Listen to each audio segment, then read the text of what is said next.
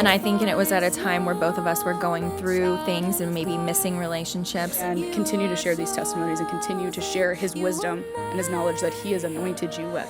Now that I have a relationship with God, I have never been happier. So worried about other people and just caught up in the social media aspect and of this image that you're supposed to live in. Keeling never said, I'm a Christian, but Keeling exemplified being a Christian. If you're feeling a certain type of way, there's a reason for that, you know? And your life can change in a split second. It's such an honor, and I'm so unworthy of it.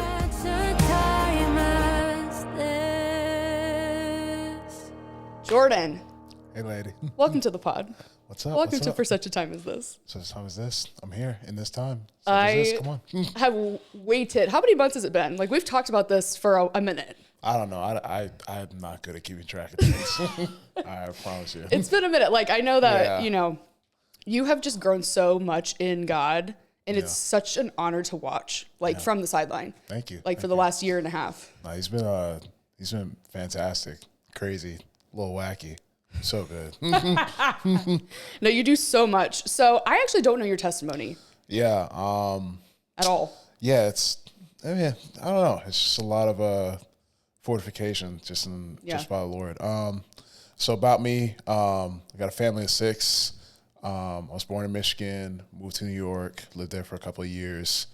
My family, I got 1 brother, 2 sisters, and then my mom and dad.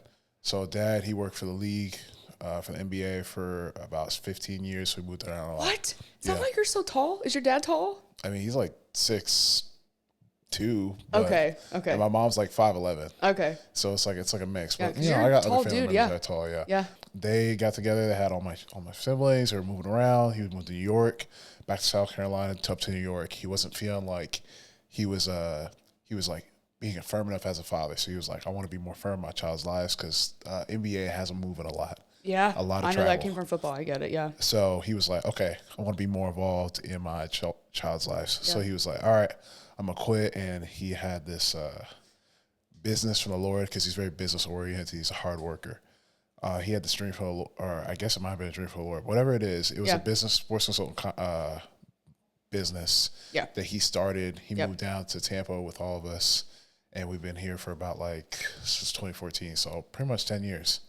And yeah, I've been down here in Tampa. A bunch of stuff happened, but I'll say where my faith got me started was definitely my mother. She's very much she just got wackier and wackier over the years. It's complete proof that that's what the Spirit does. When you really get into it, because she's just crazy. She's like, oh, this, and she's like, yeah, the Lord told me about this when you were born. I'm like, all right, just casually mention that. And I'm like, all right, you know. Love moms like that. She's got she's prophetic. Yeah. So she's I love that. Speak that. Yeah. Yeah. But she's got this funny thing. She's like, yeah, I'm sorry, but the Lord said when you have your first set of children, they're going to be twins. I was like, that's not what you want to tell us. Listen, I'm like, I feel you, but also double portion, hello. I'm like, out of all the things to say, I'll take that double portion blessing any day. Listen, I was like, first try? I was like, yeah.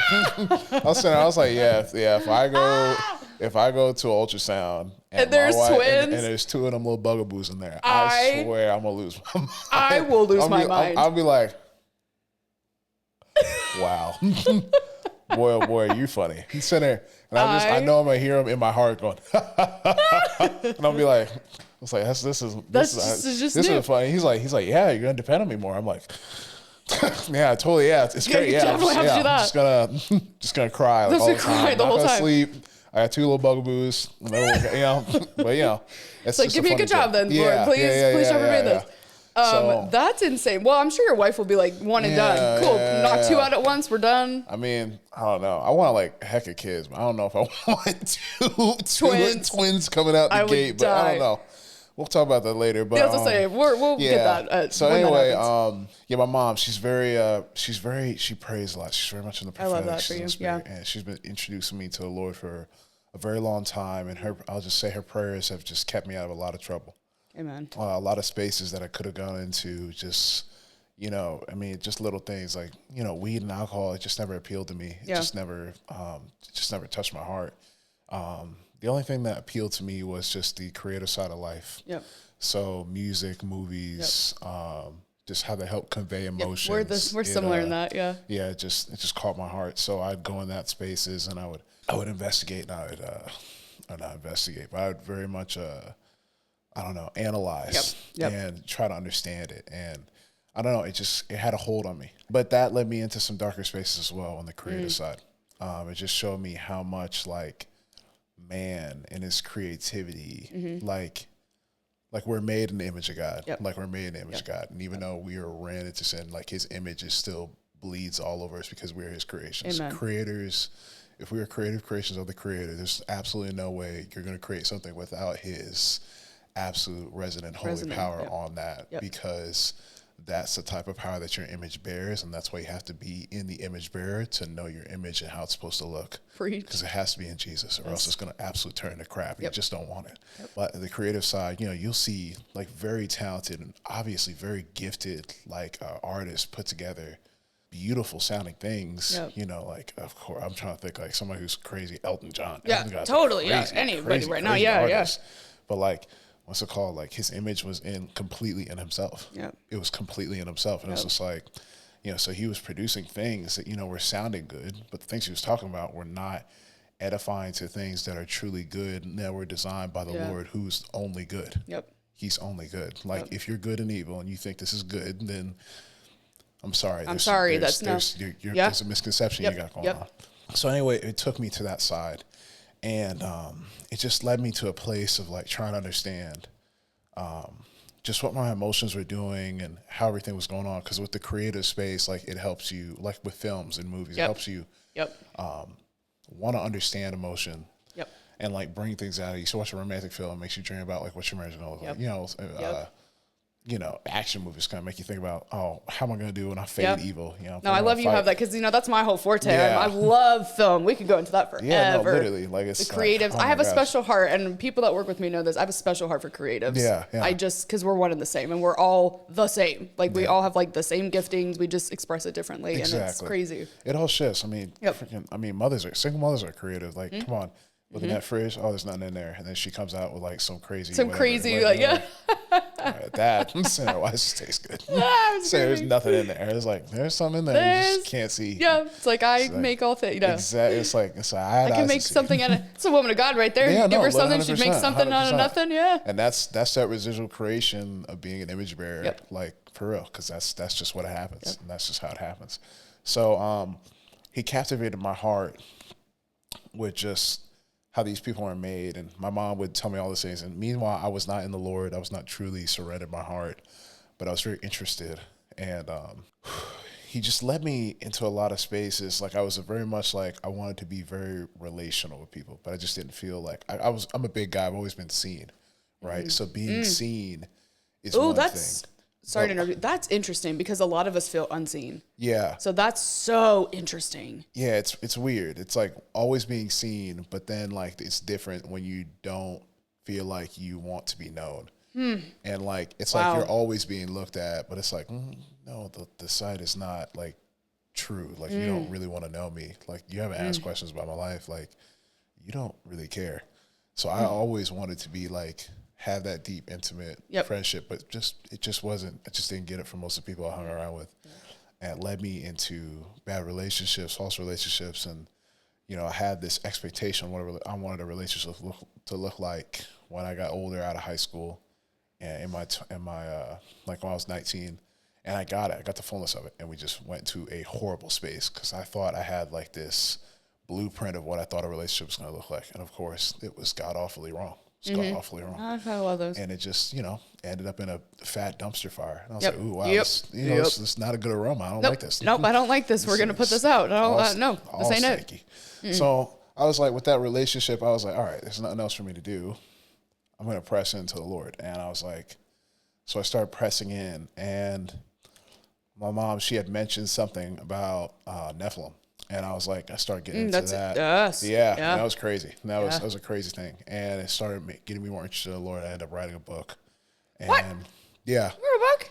Yeah, it's not done. Okay. It's not done. I was going to say, I don't know what's... I got about like 5... any of this. Yeah. I started getting interested in his character, so I started reading scripture, and I started getting more invested in him. And as I was writing, and as I started giving my more life to him, you know, working out my impurities and just all my iniquities, like I'm writing this book, and he's like, hey, you should close that up for now. And I'm just like...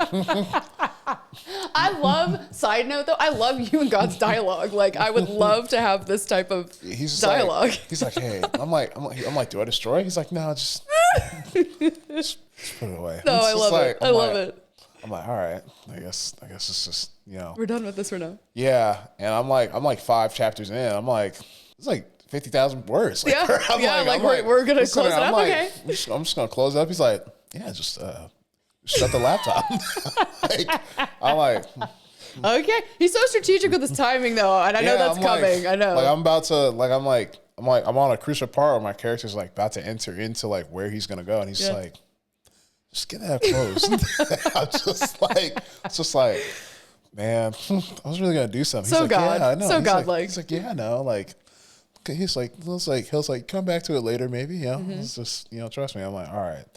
So the biggest thing that brought me to his feet was just understanding my emotions in a different capacity and understanding how your actions can influence your emotions so deeply. Wow. And I'm a big guy, and me being a big guy, I don't know what the stigmatism is, but it's like, absolutely, it's like, oh, you're going to bump into me or hurt me. I'm like, no, you're a teddy bear for sure. Yeah, like I'm like, why would I want to do that? You know how much? I'm like, one, that's insane. Two, do you know how much work that is? Do you know how much work that is to hurt somebody?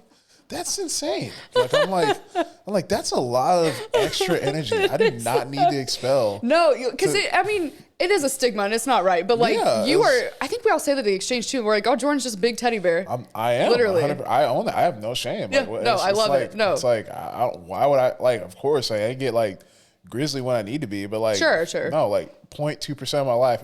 I hope I only have to be like grizzly 0.2% of my life. 0.2%. Like, yep. Literally, not even a whole one. Like, don't not, even give me that. 0.2, like, not even a whole one. Like, it's just not worth it. Like, it just seems stupid. Like maybe in my dreams, it's like, oh yeah. Oh, maybe I'd love to get a battle axe going, and, you know, slay something. But at the same time, it's like, you know how heavy a battle axe is. It's ridiculous. Anyway, he was helping me understand my emotions and how much controlling them and knowing what you're doing can affect your actions. He was just showing me different ways of why, like, it is so important to have self-control. To have self-control and like understanding what it means to like to be intentional and be real and true. Because how I got to know the Lord, like the first time, like I'm at work and I was working this really crappy airport job. I was working like in a warehouse. Yeah. Ooh. Was not fun. Yeah. I walk outside and there's like this there was this bench that had like these really nice clouds, and I just used to go out there and look at the clouds. And then one day, I swear, I heard the voice of the Lord just go. I didn't know at the time, but I heard the voice of the Lord go, "Hey, what do those clouds look like?" And I'm like, "Shoot, I don't know. Let's look at them." And I was like, started looking. I was like, "What do you think those look like?" And then it's like, oh, they kind of changed shape, but you know, like when you look at them here, it looks like this, and we're talking, and that's how things kind of got started. That's how the ball got rolling. Yep. And for a while, I would just meet with him there. So I was like, okay, that. So like you want to speak to me? You're real. Like it's a real intentional. Like it's a conversation. You want to speak with me. Yeah. So I just started taking time to like speak to him, even if I didn't think I could hear him. I'd just speak to him. I would have these nights called like totality nights where I would try to remember everything I could from like my earliest memory all the way to whatever I could get to before I passed out. So I would go from like a 5 and then I'd only make it to like 10. And then I'd go next night, I'd be like 10 and I'd only make it to 12. Yeah. And then 12, I'd be like, make it to 13, 14, 15. Then like it get to high school years. I'd be like, all right, I've been on 15 for like 3 days. I'm on 16 for like 2 days. All right. I'm sorry. I was like, I guess a lot happened. Lot happened. But he would like, but me in that confession of like everything that was frustrating, like all those moments, the things that I remember that were like frustrating. He'd like bring those back up. Oh, so that time you were like reliving. Yeah, like it was like the root of things. Yeah, like reliving and experiencing like a lot of like the things that like hurt me, and at the same time like hurt me or confused me, or things that like really like set in my brain. It was like, I don't understand. Like, or it's like he just gave me like fresh perspective. Wow, love that. And I was like, it gave me like an understanding just to not get angry, and just to understand like people's folly on the other side of things, and you know, just how they don't have that type of perspective, so they're so caught up in their own in their own what they see. Preach. In the meantime, I would just at the same time I was writing this book, I was writing poems, and I was writing just everything I learned about them. You know, I just write about them, and I would just take that back and just to affirm it. I would in my notebook, I would just write things that were difficult to talk about with him, things that were anything. And I would just be extremely open and honest. And I'd be like, okay, well, like this is the Lord. And I was like, okay, I didn't feel like I got struck by lightning. Didn't feel like I was feeling like didn't get struck, still here. Yeah, like I was like, yeah, I'm struggling fighting porn. And it's like he's like, yeah, keep fighting. I'm like, okay, I'm trying. That's a rough one though. Yeah. Like, and I know it's hard to talk about, but talk about that, because that is something, especially for men, and I hate to generalize, but like you have to be open about it, and you have to like, I mean, I haven't watched porn in like almost like 4 years. Good for you. Yeah. Good for you. Yeah. Thank you. Yeah. Because I know that's rough. Yeah. Good for you. I was like, yes. Man, it just got distasteful. Like it was. No, I understand. And the last time I did it, like the very last time I'd ever watched porn, and like, did all that, I was like, I like threw up. I was like, this is so disgusting. Well, it's like when you have eyes to see, like with you, like with alcohol and weed, like that for me was never a thorn in my side. I've never watched it. That's just my own testimony. I've never watched it. It's always been distasteful for me. But like I've drank alcohol. I've had other things that I've struggled with, because we all have our struggles. Yeah. But even things like that, like when you have his eyes now, you just see things differently. Like you see them holy. And I do talk to a lot of people that struggle with that and have had that be a thing. And we all say the same thing, you know what I mean? And that's what he was telling me. The reason why it was getting purged, like it was like one of the things I was fighting against porn, because he was like, okay, if you want to get to know me, like know that I don't like sin, and this is something I'm trying to root out. Yep. And I'm like, okay, I think I can do that. And then like as I'm trying to root out like this porn addiction, like he's also telling me, he's like, hey, one of the reasons why you and this girl that you thought was like your absolute dream, one of the reasons why it didn't work is because you were casting the image of what you expected a sexual relationship to look like is all rooted in porn. Oh my gosh, that revelation is heavy. It hit like a rock. Yeah. Because you don't think like, you don't ever want to hurt the person. Absolutely. That you love. Yeah. No, absolutely not. When you do it indirectly, it's just like, it's that wake up. Yep, it is. It is. And I hate that. I hate that even worse, because I think we're all guilty of it though, honestly, because I've done that too. Yeah. Yeah. And it was just, but I really hated it, and I was just so mad at me. I was like, no, I don't want to do that. I was like, I hate hurting people. Yeah. I hate that stigmatism. Yeah. So to do it intentionally, it just didn't make sense. Yeah. I was like, I hate it. Yeah. So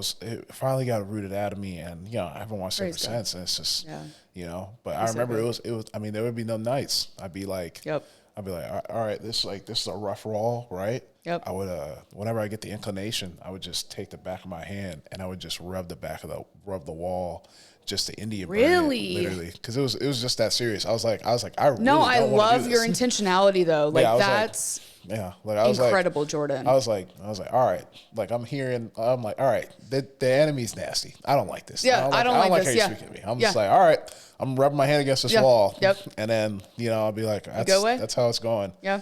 And then that's incredible, Jordan. Like I'm serious. Like that's strength. Yeah, it just I don't know. It made sense, man. Yeah. So called every time now. Every like when like a weird thoughts hit, I'm like, ugh, no. Yeah. I'm like, get out. Ew. No, we all go through it. Like, I'm like, it creeps in, and I'm like, what the heck? Yeah, and then plus, like, I'm thinking, I'm like, yeah, I'm like, masturbation. Ugh. Yep. And then I'm like, I've had like intentional like sex with before marriage. I'm like, Yep. Yeah, I thought that was great. So if you design Yep. sex to be a union between a man and a wife, I Yep. can't imagine how immaculately magnificent, terrific, crazy that would be. Can we talk about it though? Because I am obviously single too. I've been single. I've been celibate for 3 years. And I didn't struggle with that. Yeah. Now in my time, now I'm like, oh, this is why this sucks. Yeah. This isn't fun. And my friends that are married say the same thing. They're like, just wait until you're married. Wait until you're married. It's whatever. And I'm like, okay, well, I'll take your word for it. I don't know. I think it's like everyone's Take like, your word for it. It's like saying like it's just whatever. I'm like, I don't know. I feel like people have like it's like, I mean, it's of course it's like a small portion of your marriage. That's also absolutely. about like Yeah. how you should never be the main. Yeah. how you approach and prepare for it too. And the habits around like your life that deal with like your intimacy, I feel like they're going to affect that too. Because all the details of how you prepare to live your life with this person matter. Like they're going to matter. Like the little details and semantics of how you live your life, how you do your day to day, they matter. Like right now I'm in a state of like, he's been having me seek a pure heart. Psalms 119 talks about how can a young man keep his way pure, and that's by the word of God. And so it's just being filled with like scripture and just being absolutely just beholding it at all times. It's just like, oh wow, this word is crazy. You know, you're a good God. You know, and just like think about the intentionality of our Father. Like the intentionality. It's like, yeah, I knew you when you were in my mother's womb, your mother's womb. And I'm just thinking about him like sewing us together. And like putting together this perfect thing and holding it so tenderly, and then him like releasing it out to the world and then just crying. Because he's and then that merciful pursuit coming after it, because he just does not want it to absolutely does not want his creation to be unfinished. Facts. Because he's the author and finisher of our faith. Facts. And to just walk around just absolutely consumed in shame, because the intention of creating us and sewing us together was for the garden. Amen. And since that connection was disrupted, he was like, not only am I gonna honor this connection that I have with you and bring it back together, even though you ran from me. I'm going to make it better, because it's not just going to be like me and you here dwelling on this earth, but it's going to be me and you dwelling not back to the garden, but back to earth. You really got to think about that. Wow. Like he was like, we were dwelling right here in just a garden. And of course you don't know how big the garden is. Sure. And I don't know the Hebrew, and I don't know the Greek and all that. Yeah. But at the same time, it's two different descriptions. Like we're not going back to the garden. We're going to a new earth. It's better than the garden. Amen. So earth, it might be even, I mean, who knows? Might fly some dragons or something. You never know, honestly. I mean, at this point, I'm open to all of it. I'm like, Lord, you're mysterious. Like at some point, well, no, the fullness of it at some point. But at the same time, like that's the mystery, and that's what we get to behold. His mysteries are so... Yeah, and that's why it's so good, and that's why he's so holy. Mm-hmm. And it's just like, we have to get lost in that. And that's that's where I've been. Like, I've just been absolutely just trying to get lost. Like, he's been just... Yeah, he's been having me just like, he's like, hey, just like let go of like the idea of like you being married right now. And I was like, I know the feeling. Yep. And I was like, I've just let it go. And like, he's been showing me the details. He just reminded me of like all the details. He's like, of what he wants it to look like. And I was saying like those details of how you prepare for those marriage matter. He's like, priest, protector, and provider. Like you need all three of those, and you want to be maximizing on those upon yourself. For yourself to have that leak into the spaces that you're in, like your community. Mm-hmm. He's like, you want to be priest, protector, and provider in community. So if somebody needs priestly, like community, if somebody needs to be protected, you give pride that. If somebody needs, provisions, you can give that. You want to be able to be that person. And then on your wife, it's just double down times a million. So it's just like, love. It just makes sense to have that already. Yes. And the only way you get that is by seeking the Father, because he's all those things, seeking Jesus. Like you think about this triune God, that guy's ridiculous. Like you got to think like the Father, it's like an infinity symbol. He's like the Father sends the Son dies, sends the Spirit points you back to Jesus, and Jesus connects you to your Father, and it just goes round and round, this infinite connection that just lives on you forever, because he is eternal and so beautiful and magnificent, and that's just who he is. That's just who he is, the most glorious person that's ever lived on this planet. And it's just passion for him is so... Like, even what you do now. So talk to me really quick about the events that you're doing. Like, I just talked to somebody from work about this. Like, you are so 10 toes on fire in your all's community and for your generation. Yeah. It's so unheard of. And it's so beautiful to watch you all commune together and do these events and go out and evangelize the way that you do. I see you baptizing people, like it's crazy. Yeah, it was wild. In the best way though, obviously. No, it was great. I do be forgetting I dunked some folks. I was like, oh, You damn. did. You did. Yeah. But so it's House of Staywell. Yeah, it was Yes, talk to us about that. That was an idea that birthed out of the purifying of my creativity. Wow. When he was purifying like what I was doing, like I was like, oh, like I was like reading scripture and I was learning about him. He told me to put the book down. I was like, okay, I'll just leak in other places. So I was like, oh man, I was like, I'd write a poem. I'd be like, man, you need to be like visually represented for this. Like you deserve this. And I was like, I don't know how to do all that. And I was like, Jesus sees. So anyway, I wrote to the Lord. I was like, look, I want to make a house where all of us dwell in your presence. Wow. And are just like looking at you and longing to like see your beauty and discover the mystery of who you are. That was the intention. And at first it was just going to be just a business, and I was just going to, do things visually, put out poems and all this. But, then he was like, oh, you should do this. He was like, designing stuff can be your engine. So that's how like the logo came about. Yeah, your logo's so dope. I love your logo. It's one of my favorite logos, like genuinely. Yeah, it's so dope. Yeah, we got grace with that.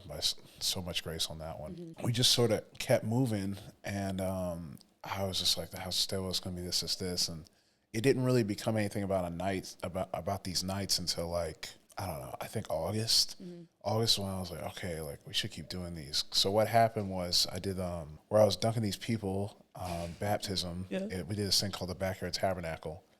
And, love that name though. It was so far.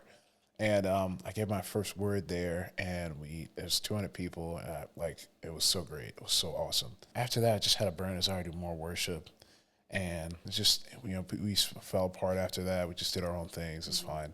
And, I just had a burning to do more worship. I was like, man, I just want to worship my friends. Like, can we just do that? And I was like, oh, I don't know how to do that. This. I was like, let me go talk to my friend. So this was coincidence. So anyway, I ended up talking to my friend, and like I wasn't going to talk about this. It was just in my head. Mm-hmm. And he was like, hey, bro, can I ask you a question? I was like, yeah, what's up? He was like, I want to do a house worship. What, you think that's a house worship night? You think that's a good idea? I was like, yes, I've had that same inclinating feeling. Yes. He's been like doing, his name's Josh Whitty, who I love so dearly. Yeah. He's been doing worship at Grace Family for a very long time. Yeah. Now he's like an MD at Radiant. At Radiant, yeah. I love that guy. So anyway, he's like, oh, I want to do house worship. I was like, okay, cool. Let me help you organize it, because like I want to learn how to do this. So tell me how you do it. So anyway, I'm at the first practice. We're going over all the stuff, and I'm like, this is beautiful. And he's like, we're in a rehearsal for like the first song. And in this rehearsal of the first song, the Spirit just did something super weird. And he just asked me to surrender my voice, and he kind of pushed it out of me. Yeah.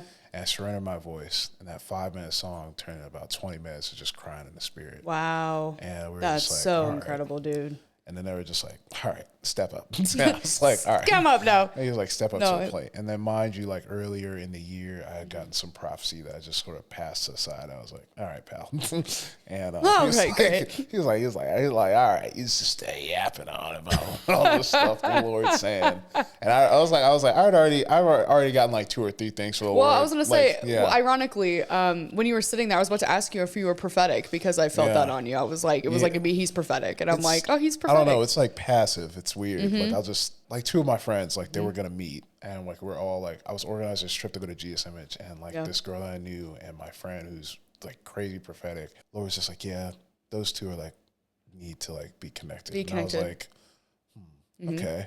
And then they go on a trip, and then like I'm like looking, I'm like, all right, how do these 2 get connected?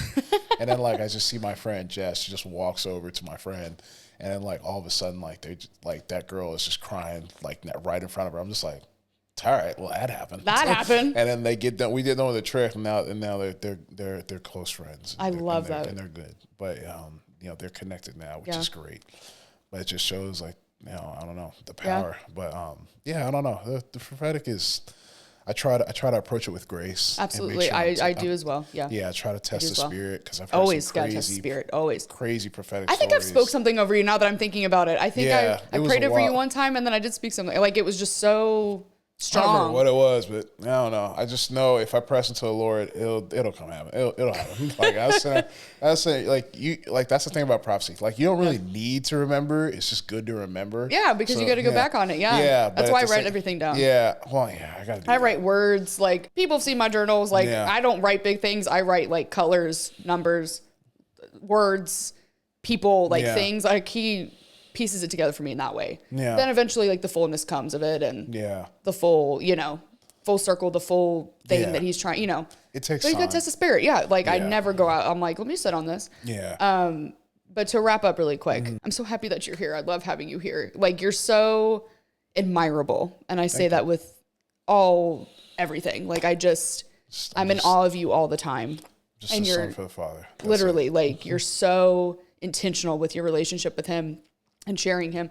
Can you talk to us about, because I'm going to do a shameless plug, talk about what's coming next for you, like for House of Stay Well, like where can people find you? What can speak to that? So House of Stay Well, mostly we're operating on Instagram. Just had our last night, which today's April 7th. So last night we had was April 6th. We're planning our next night in May. I'm speculating either May 17th or I think May 25th. That's either 25th or 24th. It should May 17th is a Friday, and then May 25th or 24th is a Saturday. But I'm speculating those days for the next night. Me and my people, we've been gathering in prayer rooms every Monday, and we've just been intentionally praying over Tampa. And he's been speaking a lot of stuff. I love you guys so much. A lot of stuff. So we're just like, all right. Anyway, get us on Instagram. We're a creative house. Of course, we do these nights of, I call them like refuge nights. I think that's what they're called because we're trying to make Psalm 61 is talking about lead me to the rock. Yep. That rock is refuge. Refuge is the cave of Adullam. That's where David went. He was running from Saul. All the distress, the bitter in heart, the bitter in soul, those are people who are gathering. So we want people to find a rest in the refuge, the heart of the Lord. Yep. So that's what these nights are about. So if you ever come to one of these nights, know that you can rest in his heart and just absolutely be zealful, undignified. You can be a little messy. Love it.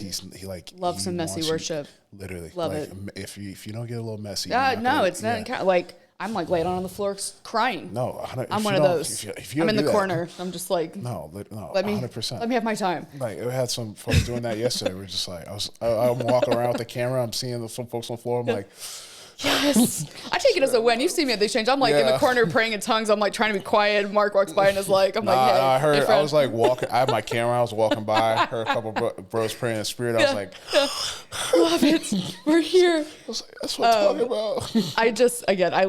I love you so much. Like I've said it from the beginning and I know he has such great plans for you and to have the honor of receiving that word for you, just watching you and being able to speak it over you and seeing it come to pass is such an honor for me.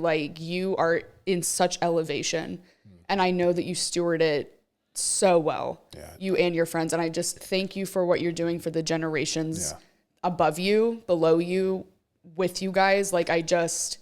He's pouring out in your generation. His glory is so heavy. In Gen Z, and I love to see it because there's so many lost Gen Z Millennials, and I hate to generalize, but it's the truth. Yeah, no, there's so many of us, and it's and he's intentional because we're the next Joshuas. We're the ones coming up. He's looking for his bride. That's what he's looking for. He's not looking for people who just value Christianity. Yes. He's looking for people that understand the prefix of Christian, that is Christ. That is what he's looking for. Yes. And he's coming to awaken his bride. And thank you for that prophecy because literally you read my journal. It says Jaya's one of my producers. She's my witness. It's time to wake up. Yeah. Wake up. It's all over my journal. It's time to wake up, prepare the way of the Lord. Yep. It's time. Yeah, and we are in that time. It's ridiculous. Yeah, it's absolutely, it's actually, I'm really looking back just at some of these words over the past, we've had 4 nights so far, and the first one was prepare the way for the Lord. Yep. The second one was worshipers will rise in spirit and truth. The fourth one was death itself. And then this last one was a revelation of the Father's love. Yes. And what's it called? And also, I want to say, your prophetic word that you just randomly DM me in January, it doubled down. My friend gave an insane prophetic word about what's supposed to happen this year, and we're just like, all right, I guess it's happening. I'm here. I'm for it. Sit there. Right. And please know, and I'm getting better. This is something people talk to me about because I'm not open about it. God's working on me with this. I have fear of man. We're getting there. Yeah, I do have like a community of people that I will talk about these things with. Right. So no, for me to like DM you and be like, so I've sat on this for a minute and I'm going to send this to you. So thank you for receiving it. And I'm so happy that it's coming to fruition. Like it's a double blessing. You know what I mean? On your end, it's always edifying. And that's the point of prophecy, is to be edification of the church. Yeah. No, but I want to thank you for coming here and being vulnerable and honest and being a leader for your generation and being a male leader for your generation. And I want to speak that over you. Like, I'm so excited to see you as a husband and as somebody who is single myself and dealing with, we're dating. We all are in this, space together as Christians, as 10 toes down Christians. Right. Thank you for being who you are. Yeah. Thank you for being a patient, kind, loving male. Yeah. And being that example, because it's healing for me to even watch you and be like, there are still men out here and there are men that God is pouring into to heal the things that are happening, because he doesn't want any more broken marriages. He does not want broken love anymore. And there's some of us that are so intentional with making sure that that's cut from our bloodlines and that we don't continue that on generationally. So thank you for being kind and patient and just pouring out into others and wanting to have genuine relationship with people, because that's God. It's the Holy Spirit. It's a gift. Yeah. Like he flows through you. Yeah. I try my hardest. I know. So I'm like, we're getting serious here, but I'm I'm going to speak this over you. No, it helps. I mean, it's just a lot of heartbroken, tightly calloused hearted men out there. There is. Yeah. Just a lot of people it's hard for them to understand like a tender hearted God. It is. And that's why there's a lot out there that need to be broken. I mean, how many men can confess in their mouth that they're the bride? Well, true that though. Like for real. But it's letting your pride go. It is. It's pride. It's letting your pride go. It's hurt pride. John the Baptist said he will collect his wheat off the threshing floor. Amen. Like if you're not on the threshing floor, you're going to be collected. Correct. Like that's the only thing that matters. Yes. Like Ruth, Ruth, the story is not about you being Boaz. I'm sorry. You are Ruth. You're supposed to be on the threshing floor. You are. That's it. I'm dying. You're supposed to be on the threshing floor. And the Boaz, your better Boaz is Jesus. Yep. So if you go into your marriage thinking that you're Boaz, you're bugging. You're Ruth. Both of you are Ruth. And Jesus is your better Boaz. Please and thank you. Bye. Well, on that note, to end that, I'm so happy that you're here, and we're going to have you back, obviously, because I know you have so much that you speak into. And we're going to start doing series of when we talk about actual theology and biblical things and apologetics. Come on. And that's what I'm saying. I know that's your thing. But we got to do testimonies too. So thank you. And I pray anointing over you. And I pray he anoints your hands and your feet and your mouth to keep proclaiming and stomping on serpents and all the stuff. And I cannot wait. Ladies, he's single, by the way. I can't wait to meet your wife, because she's going to be blessed. And she's going to be here. We're going to prophesy that. I'm going to speak into existence. She's going to be here with you, and we're going to do all the stuff. I'm for it. It's going to happen. I'm telling you right now. Girl, I'm prepared to be the next 5 years. It's just me and a dog. I don't care. Well, it could be 5 years from now. You never know. Okay, I could be sitting there, always me sitting there. All right, what Jordan, what'd you do today? I jogged with my dog. I'm screaming. I'm screaming. Watch. He'll text me in 2 months, be like, by the way, you won't believe what happened. Yeah. Maybe. All right, I'll keep it in faith. Please do. Yeah. But thank you so much for being here, and I appreciate you being here, and I can't wait for people to listen to this episode. Thank you. It's gonna be a lit one. Yeah. Hopefully. Man, don't be too sensitive about that Boaz thing. It's facts, though. It is, though. Just get on the threshing floor. It ain't even that crazy. It's pretty fire down there. No pun intended, though. Yeah, sitting at his feet's pretty tough. You learn a lot of good stuff. Thank you so much, bro. Of course. Yeah.